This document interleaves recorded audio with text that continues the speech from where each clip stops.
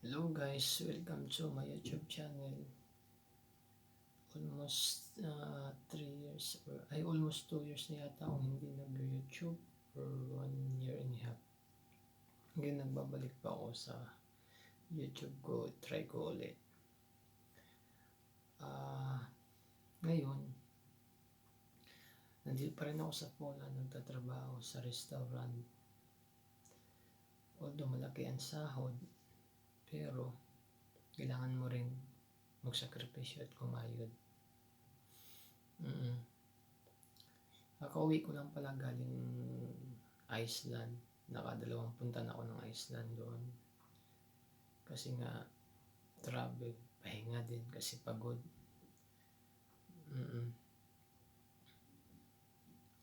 Sa lahat po ng gustong magbabalak na pumunta ng Poland, siguraduhin nyo lang po na legit yung mga agencies na ina-applyan nyo kasi medyo mahigpit na po dito sa Poland about sa pag-apply ng working permit kasi nga although marami mga Pilipino na ginagawa ng stepping stone ang Poland after pupunta sa iba't ibang bansa sa kapitbahay ng iba't ibang Europa. Kaya ang Poland ngayon ay naghihigpit dahil sa mga Pilipino din na gumagawa ng mga yung hindi maganda. Pagdating dito sa Poland, tawid dito, tawid doon kasi nga dito lang ginagawa nilang parang landingan after punta sa mga kapitbahay. Pero maganda naman ang Poland kahit papaano, it's mababang sahod pero mababa lang din naman ang bilihan dito sa Poland.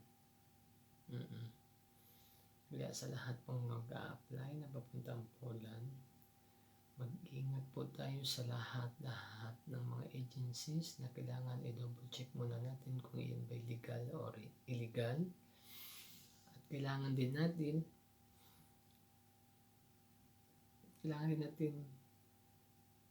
i-check lahat kasi mahirap magbitaw ng pera sa mga agencies ngayon, lalo na yung pera ay pinaghirapan natin at lalo na yung pera ay minsan hinihiram lang natin para tayo makarating sa Europa.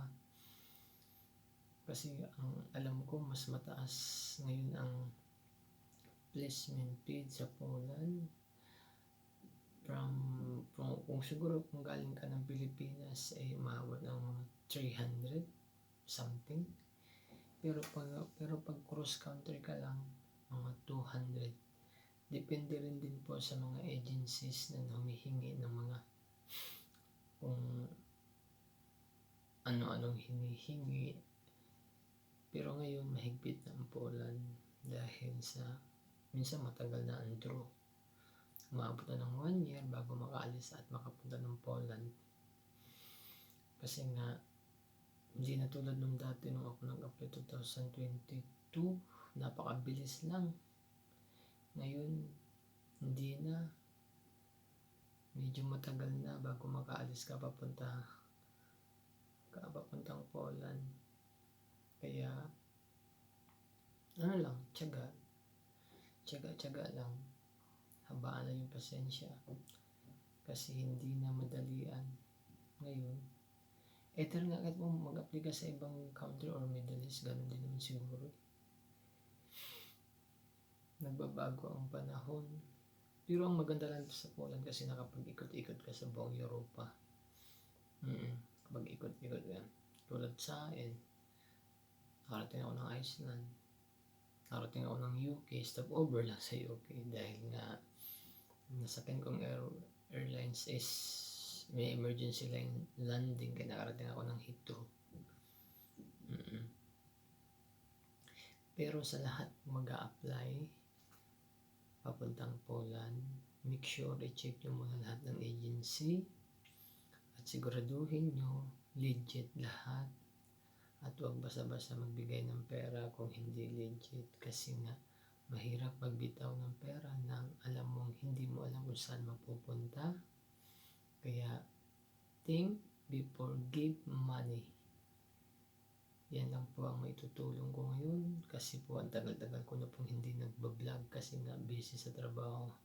Pero ngayon, i-continuous ko na ang pagbablog ko para makatulong din po ako sa mga kapwa ko Pilipino sa nais at nangarap makapunta po sa Poland.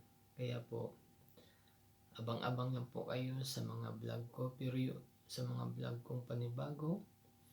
Kaya kita-kits sa mga nag-aantay na ang tagal-tagal kong hindi na nag-vlog.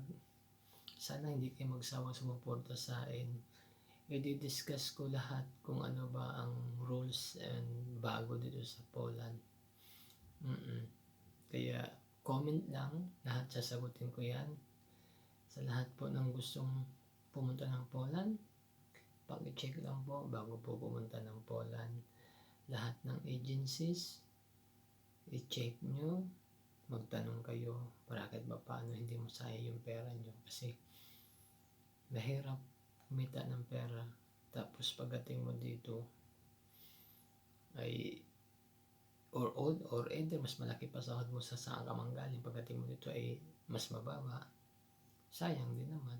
Kung mas malaki ang sahod mo dun kung saan ka galing na bansa, edi mag-stay ka na lang.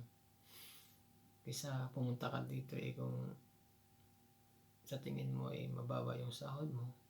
Pero choice nyo naman yan kasi nga masarap naman din dito kasi makapag-ikot sa buong Europa.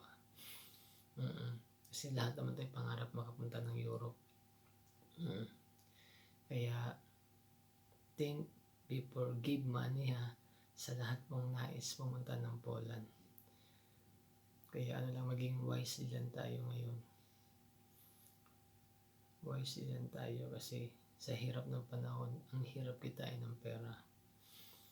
Kaya ingat-ingat din sa pagbigay ng pera kung alam mong nasa tamang kamay ba o sa tamang agency ba ang perang binabot mo.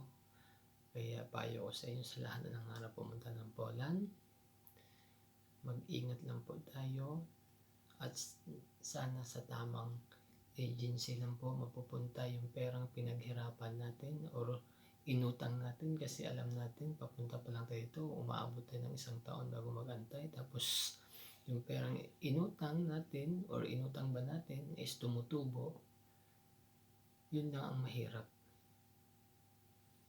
Kaya sa lahat po, mag-ingat po bago po magbigay ng pera.